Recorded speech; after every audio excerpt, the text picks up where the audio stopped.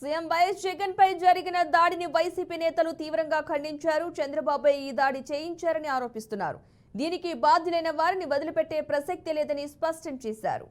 గౌరవ ముఖ్యమంత్రి జగన్మోహన్ రెడ్డి గారి విజయవాడ రోడ్ షోలో ఆయన మీద రాళ్ళు రువ్వి ఆయనకి గాయాలపాలు చేసినటువంటి ఘటన మనందరం కూడా చూసాం. ఈ ఘటనని తీవ్రంగా వైఎస్ఆర్ కాంగ్రెస్ పార్టీ నాయకత్వం, రాష్ట్ర వ్యాప్తంగా ఉన్నటువంటి వైఎస్ఆర్ కాంగ్రెస్ పార్టీ కార్యకర్తలు, అభిమానులు, ప్రపంచవ్యాప్తంగా ఉన్నటువంటి జగన్మోహన్ రెడ్డి గారి అభిమానులు అందరం కూడా తీవ్రంగా ఖండిస్తూ, చంద్రబాబు నాయుడు ఇప్పటికన్నా ఇటువంటి పాతకాలపు రాజకీయాలు, ఫ్యాక్షన్ రాజకీయాలు, ఇటువంటి దాడులు చేస్తే జగన్మోహన్ రెడ్డి గారు భయపడతారు, వైఎస్ఆర్ కాంగ్రెస్ పార్టీ నాయకత్వం భయపడుతుందని చెప్పి అనుకుంటే వారి అమాయకత్వం. గతంలో ఇదే విజయవాడ ప్రాంతంలో వంగవీటి మోహనరంగ చావుకి, ఆయన మరణానికి, ఆయన హత్యకు కారకులైనటువంటి ఇదే తెలుగుదేశం పార్టీ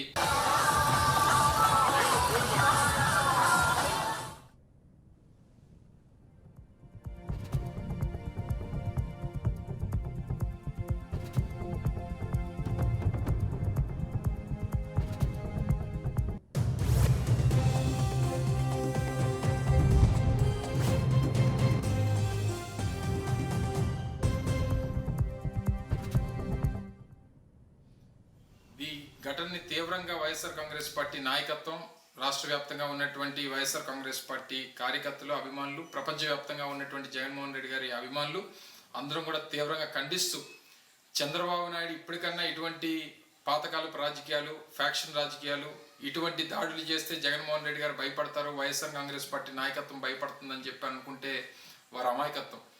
గతంలో ఇదే విజయవాడ ప్రాంతంలో వంగవీటి మోహనరంగ చావుకి, ఆయన మరణానికి, ఆయన హత్యకు కారకులైనటువంటి ఇదే తెలుగుదేశం పార్టీ ఇప్పుడు మళ్ళీ తిరిగి జగన్మోహన్ రెడ్డి గారిని మీద దాడి చేస్తే జగన్మోహన్ రెడ్డి గారు వెనకడుగేస్తారు, లేదా ఆయన రోడ్ షోలు మానుకుంటాడు, ఆయన సమావేశాలు మానుకుంటాడు అనుకుంటే అమాయకత్వం.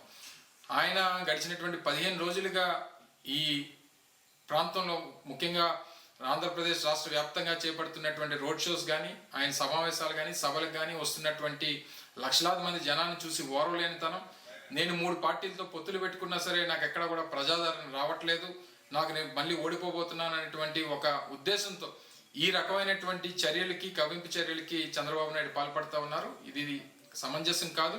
ప్రజలు, ప్రజాస్వామ్యం అన్నిటికంటే గొప్పది. డెఫినెట్గా రేపు రానటువంటి కాలంలో, రేపు మే 13వ తారీఖున జరగబోయేటువంటి ఎన్నికల్లో మళ్ళీ 2019 ఫలితాలనే ప్రజలు రిపీట్ చేస్తారు. జూన్ 4వ తారీఖు తర్వాత ఈ రాష్ట్రంలో మళ్ళీ తెలుగుదేశం పార్టీ అనేటువంటిది లేకుండా చేసేటువంటి బాధ్యత కూడా ఈ రాష్ట్ర ప్రజలు చేస్తారు. జగన్మోహన్ రెడ్డి గారి మీద జరిగినటువంటి ఈ దాడి, ఈ ఘటన తీవ్ర దిగ్భ్రాంతికి రాష్ట్ర ప్రజలందరికీ కూడా లోనైనటువంటి విధంగా చేసింది. దీనికి నేను వైఎస్ఆర్ కాంగ్రెస్ పార్టీ నాయకుల్ని, కార్యకర్తలని అందరినీ కూడా కోరుతా ఉన్నా, సంయమనం పాటించండి. డెఫినెట్గా చట్టం తన పని తాను చేసుకుంటూ వెళ్తుంది. డెఫినెట్గా దీనికి కారకులైనటువంటి ప్రతి ఒక్కరిని శిక్షించేటువంటి బాధ్యత తీసుకుంటాం. అందరికీ నమస్కారం. ఈరోజు దాదాపు 10 సర్వేల పైన వచ్చినాయి. ఇప్పుడు మొత్తం స్వీప్ చేస్తున్నారు జగన్మోహన్ రెడ్డి గారని. జగన్మోహన్ రెడ్డి గారు ఈ రాష్ట్రంలో మళ్ళీ స్వీప్ చేయబోతున్నారని చెప్పని ఏదో ఒక్క సర్వే, ఒక డబ్బా సర్వే తప్ప మిగతా 9 జగన్మోహన్ రెడ్డి గారు గెలుస్తున్నారు.